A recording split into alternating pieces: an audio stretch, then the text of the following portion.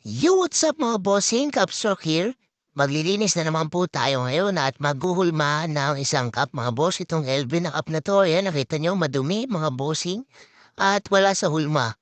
So hubasan lang po natin yan ulit sa linis na tubig mga bossing. Malinis ang gamitin nyo ha and then ibabad nyo po. Yan, nila oras din po yan man nakababad mga bossing. At ito na po yung kanyang result ng pagbabad. Ayan oh, sobrang dumi ng tubig mga bossing. Ayan, so magbo-brush na tayo mga bossing gamit na rin ay soft bristle brush lamang mga bossing. And then pag okay na po, banlawan po natin yan sa running water, syempre. Yan mga bossing para matanggal lahat yan ng solution dyan.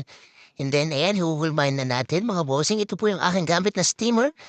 Yan, kung gusto niyo ng ganyang steamer, ay message lang po kayo at bibigay ko sa inyo yung link. Ayan. So, ini-steam ko na mga bossing. Ayan, medyo mahirap i-steam yung mga gantong tela mga bossing. Matigas kasi siya, parang nylon siya. Ayan, pero nagawa naman natin ang paraan mga bossing. So, ayan, spray na tayo mga boss. Ayan, at patuyuin pagkatapos spray. Ayan na po yung ating finished product. Solid na ulit mga bossing. Sa mga hindi pa po naka-like and follow sa aming page, please like and follow.